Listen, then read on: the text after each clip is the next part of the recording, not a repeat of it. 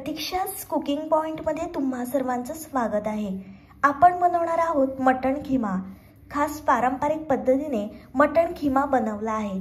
झणझणीत, मसालेदार आणि एकदम घरगुती चव असलेली लज्जतदार रेसिपी।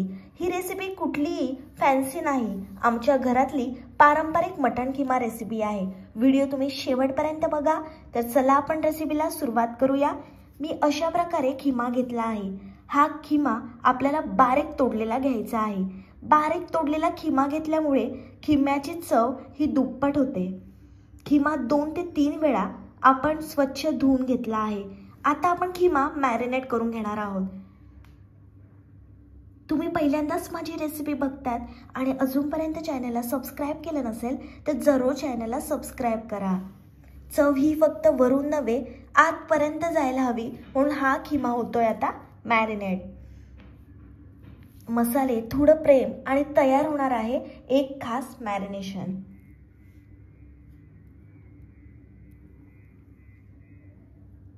खिमा धुतल्यानंतर त्याच्यामधलं पाणी सर्व आपण काढून घेतलं आहे।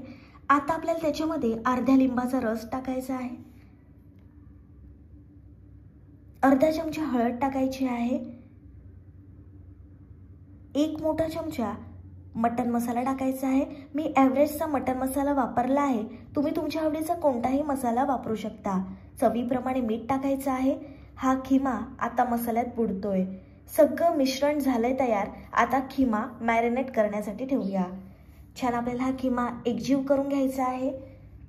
जोपर्यंत त्याला मसाले लागत नाहीत व्यवस्थित तोपर्यंत हाताने आपण मिक्स करून घेणार आहोत आणि 30 ते 40 मिनिट हा खिमा आपल्याला छान मॅरिनेट करण्यासाठी ठेवायचा आहे। सर्व मसाले म्हणजे हा खिम्याचा आत्मा आहे। 30 मिनिटांसाठी आपण साईडला ठेवूया। तुम्हाला जर कमी वेळ असेल तर तुम्ही 15 मिनिट ठेवू शकता, पण मॅरिनेटची स्टेप तुम्ही अजिबात मिस करू नका। वाटण्यासाठी आपण अद्रक, लसूण, मिरची आणि कोथिंबीर घेणार आहोत। फोडणीसाठी आपण बारीक कापलेला कांदा घेतला आहे। वाटणामध्ये आपण फक्त एवढंच वापरणार आहोत, याच्या व्यतिरिक्त आपण कोणतेही वाटण त्या खिम्यामध्ये वापरणार नाही। हा अस्सल चवीने भरलेला घरगुती मसाला। भांडं छान आपण गरम करून घेणार आहोत। भांडं छान गरम झाल्यानंतर त्याच्यामध्ये आपल्याला तेल टाकायचं आहे। तेलाचा वापर आपण भरपूर करणार आहोत। तेलाचा वापर जास्त केल्यामुळे छान खिम्याला तर्री येते। आता आपल्याला त्याच्यामध्ये बारीक कापलेला कांदा टाकायचा आहे। लक्षात ठेवा, तेल छान गरम करून घ्या, मगच त्याच्यामध्ये कांदा टाका। लालसर रंग येईपर्यंत कांदा छान आपण परतून घेऊया। बऱ्याच वेळा काय होतो की कांदा भाजीमध्ये कच्चा राहतो आणि चव भाजीची पूर्णपणे बिघडते, म्हणून जोपर्यंत कांद्याला लालसर रंग येत नाही तोपर्यंत कांदा छान आपण परतून घेणार आहोत। फ्लेम हाय ठेवायची आहे।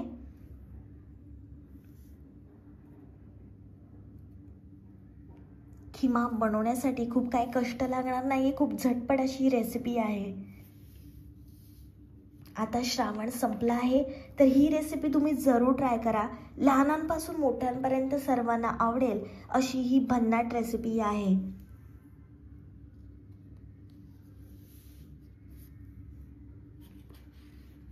व्हिडिओ तुम्ही शेवटपर्यंत बघा।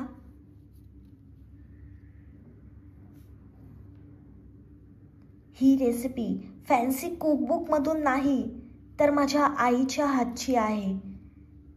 ही रेसिपी मी माझ्या आईकडून शिकलेली आहे। पिढ्यानपिढ्या चालत असलेली चव आज घरात बनवतोय झणझणीत पारंपरिक मटण खिमा। बघू शकता कांद्याचा रंग आता बदलत चालला आहे। हाय फ्लेमवर 3 ते 4 मिनिट कांदा छान आपल्याला परतून घ्यायचा आहे। जेवढा तुम्ही कांदा परतून घ्याल तेवढा तो भारी लागणार आहे। मी तुमच्यासारख्या प्रेमळ लोकांसाठी रोज नव्या रेसिपीज घेऊन येते। कृपया सबस्क्राइब करा आणि या गरीब मुलीचं स्वप्न पूर्ण व्हावं यासाठी मदतीचा हात द्या। तुमचं एक सबस्क्राइब मला खूप मोठं बळ देईल। आता आपण त्याच्यामध्ये घरगुती लाल मसाला टाकणार आहोत। खिमा म्हटलं की थोडा झणझणीतच भारी लागतो, म्हणून मी 2 मोठे चमचे घरगुती आगरी कोळी मसाला टाकला आहे। कांद्यामध्ये हा मसाला छान आपण परतून घेणार आहोत आणि मसाले टाकल्यानंतर लक्षात ठेवा, फ्लेम आपल्याला लो किंवा मीडियम ठेवायची आहे. हा खिम्याचा आस्वाद घेतल्यावर तुम्ही एकदा तरी वा असं म्हणालच. छान हा खिमा त्या कांद्यामध्ये आपल्याला परतून घ्यायचा आहे. मस्त मॅरिनेट केलेला खिमा पण टाकला आहे आणि हा खिमा त्या कांद्यामध्ये परतून घ्यायचा आहे. जिभेला विसरता येणार नाही असा हा खिम्याचा स्वाद आहे. घरीच बनवलेला खिमा पण अगदी रेस्टॉरंट स्टाईल. छान तेलामध्ये हा खिमा एकजीव करून घ्यायचा आहे. जेवढा तुम्ही हा खिमा परतून घ्याल तेवढा त्याचा स्वाद दुप्पट होईल. छान खिम्याला व्यवस्थित मसाल्यामध्ये मुरून शिजवायचा आहे. जोपर्यंत मसाला व्यवस्थित खिम्याला लागत नाही तोपर्यंत हाय फ्लेमवर आपण एकजीव करून घेणार आहोत. तेलात छान खिमा परतून घेतल्यामुळे तो लवकर शिजतो आणि खूप स्वादिष्ट लागतो. खूप छान रंग आला आहे, तुम्ही बघू शकता. रंगावरूनच तुम्हाला समजत असेल किती भारी लागणार आहे हा मटण खिमा. चपाती, भाकरी किंवा वाफळत्या भातासोबत हा खिमा खूप भारी लागतो. बघा, या मसाल्याचा रंग आणि तेल सुटलेली टेस्ट अगदी गावातल्या जेवणाची तुम्हाला आठवण होईल. 5 मिनिटांसाठी आपण झाकण ठेवलं होतं. 5 मिनिटांनंतर झाकण काढायचं आहे. छान वाफ आली आहे खिम्याला आणि मस्त तेल सुद्धा सुटलं आहे.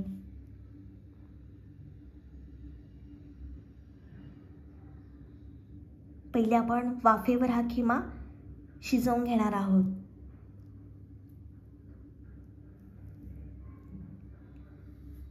जिभेला विसरता येणार नाही असा हा खिम्याचा स्वाद आहे. छान तेल सुटलं आहे खिम्याला, बघू शकता. मसाल्याचा रंग तर एकदम भारी झाला आहे आणि घरभर या खिम्याचा दरवळ सुटला आहे. भाकरीसोबत या खिम्याची सांगड म्हणजे स्वर्गसुख. एक घास घ्या खिम्याचा आणि एक नंबर अनुभव आल्यासारखं वाटेल. रंग, गंध आणि चव तिघांचं उत्तम मिश्रण आहे. आता आपल्याला त्याच्यामध्ये तयार केलेलं वाटण टाकायचं आहे. म्हणजे जे आपण पेस्ट बनवली होती ती टाकून घेणार आहोत. पुन्हा छान आपल्याला एकजीव करून घ्यायचं आहे. खिमा वाटणामध्ये छान आपण परतून घेणार आहोत. सर्व मसाले म्हणजेच हा खिम्याचा आत्मा आहे. घरी तयार केलेल्या पेस्टची बातच वेगळी आहे. चव एकदम खोलवर जाते. खिम्याचा सुगंध सांगतोय अजून थोडा वेळ लागेल, मग जेवणात होईल धमाका. छान हे वाटण त्या खिम्यामध्ये आपण परतून घेतलं आहे. तुम्ही जेवढा खिमा चांगला शिजवाल तेवढा तो भन्नाट चवीने लागेल. छान आपण परतून घेणार आहोत. फ्लेम हाय ठेवणार आहोत. अस्सल चवीने भरलेला घरगुती खिमा.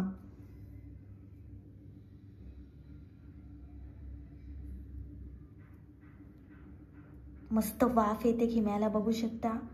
वाफ म्हणजे सुगंधाचा झटका. खिमा अजून शिजला नाही पण मनात घर केलंय. तुम्ही पहिल्यांदाच माझी रेसिपी बघत असाल आणि अजूनपर्यंत चॅनलला सबस्क्राईब केलं नसेल तर जरूर चॅनलला सबस्क्राईब करा. आणि तुम्हाला माझी रेसिपी आवडत असेल तर प्लीज लाईक करत जा. लाईक, कमेंट, शेअर आणि सबस्क्राईब हे सर्व विनामूल्य आहे. तर या महाराष्ट्रातल्या मराठी मुलीला तुम्ही खूप खूप सपोर्ट करा. आणि तुम्हाला माझी कोणतीही रेसिपी आवडली तर लाईक करत जा. लाईक केल्यामुळे मला समजते की तुम्हाला माझी रेसिपी आवडली आहे. आता तुम्हाला जेवढा रस्सा हवा असेल तेवढा तुम्ही पाणी टाकायचं आहे. छान आपण पाणी टाकून एकजीव करून घेणार आहोत.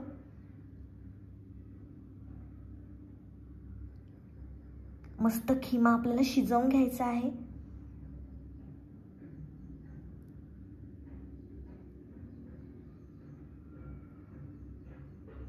मस्त रंग आलाय, बघू शकता.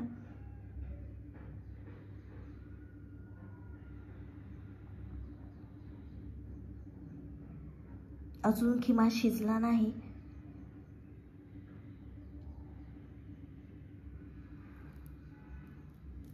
खिमा निवांत शिजतोय.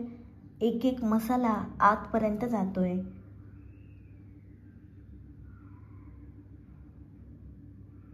मस्त तर्री आली आहे खिम्याला, बघू शकता. हा खिमा तुम्ही तांदळाच्या भाकरी सोबत खा. तांदळाची भाकरी आणि मटण खिमा एक नंबर कॉम्बिनेशन. आता श्रावण संपला आहे, तर ही रेसिपी तुम्ही जरूर ट्राय करा. 5 मिनिटांसाठी आपल्याला झाकण ठेवायचं आहे. 5 मिनिटानंतर आपण झाकण काढलं आहे. जबरदस्त वाफ आली आहे खिम्याला. वाफ म्हणजे सुगंधाचा झटका.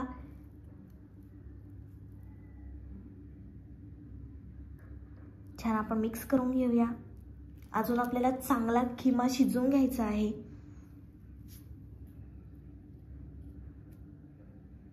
मस्त परतून घेऊया आपण खिमा.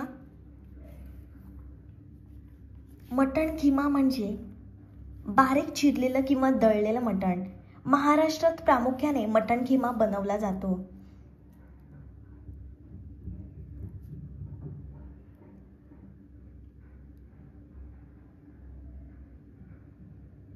पुन्हा 5 मिनिटांसाठी आपल्याला झाकण ठेवायचं आहे. 5 मिनिटानंतर आपण झाकण काढलं आहे. बऱ्यापैकी आपला खिमा शिजला आहे. अजून योग्य प्रकारे खिमा शिजला नाही. छान आपण मिक्स करून घेऊया. हा खिमा आम्ही तांदळाच्या भाकरी सोबत खाणार आहे, म्हणून आम्ही जास्त रस्सा ठेवला नाही. तुम्ही जर भातासोबत खाणार असाल तर तुम्ही जास्त रस्सा ठेवू शकता. आता आपल्याला त्याच्यामध्ये चवीप्रमाणे मीठ टाकायचं आहे. लक्षात ठेवा, आपण खिमा मॅरिनेट करताना सुद्धा मिठाचा वापर केला होता. लसूण, कांदा, आलं, घरगुती मसाले वापरून खमंग परतून झणझणीत रस्सा तयार होतो. काही जण ह्या खिम्यामध्ये बटाटे किंवा मटार सुद्धा घालतात. भाकरी, पोळी, पावासोबत किंवा भातासोबत हा खिमा अप्रतिम लागतो. खिमा इतका झणझणीत झालाय की पहिला घास तुम्ही घ्याल आणि डोळ्यात पाणी येईल, पण मनात मात्र आनंद लहरेल. हा खिमा म्हणजे मसाल्यांची मेजवानी. प्रत्येक घास झणझणीत आणि लज्जतदार. अस्सल झणझणीत खिमा म्हणजे चवीलाही घाम फुटेल, पण तरीही तुम्हाला खाण्यासाठी थांबता येणार नाही. पुन्हा आपल्याला थोडंसं पाणी टाकून घ्यायचं आहे आणि चांगल्या प्रकारे खिमा आपल्याला शिजवून घ्यायचा आहे. लक्षात ठेवा, तुम्ही जेवढा खिमा शिजवाल तेवढी त्याची चव दुप्पट होईल.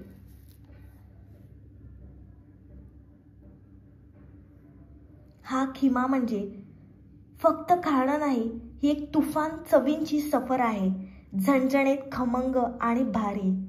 पुन्हा आपल्याला 10 मिनिटांसाठी झाकण ठेवायचं आहे. 10 मिनिटानंतर आपण झाकण काढलं आहे. छान वाफ आली आहे खिम्याला, तर्री आली आहे. रंगावरूनच तुम्हाला समजत असेल किती भारी लागणार हा खिमा. हा खिमा तुम्ही ज्या वेळेला खाल तेव्हा तुम्हाला वाटेल खूप दिवसांनी खरं काहीतरी झणझणीत खाल्ला आहे. जिभेला झणक देणारा पण मनाला सुखावणारा हा आहे अस्सल खिमा. खिमा म्हणजे फक्त जेवण नाही, ती एक आठवणयुक्त चव आहे. झणझणीत आणि घरगुती प्रेमानं भरलेली.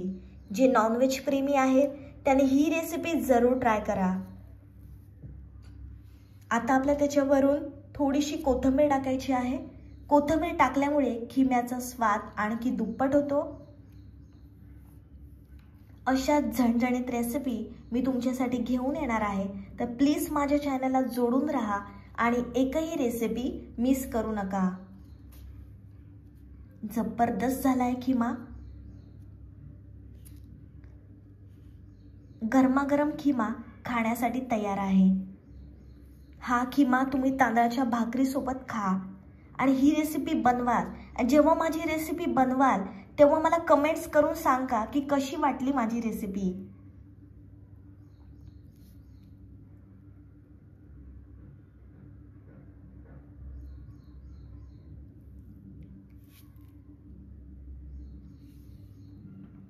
माझी रेसिपी तुम्हाला आवडली असेल तर तुमच्या मित्रमैत्रिणींना खूप खूप शेअर करा.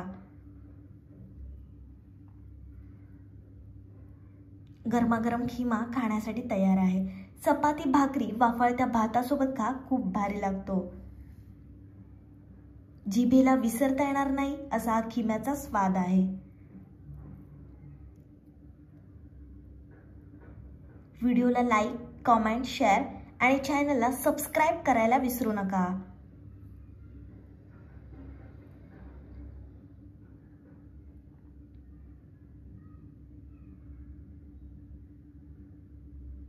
भेटूया पुढच्या रेसिपींसोबत।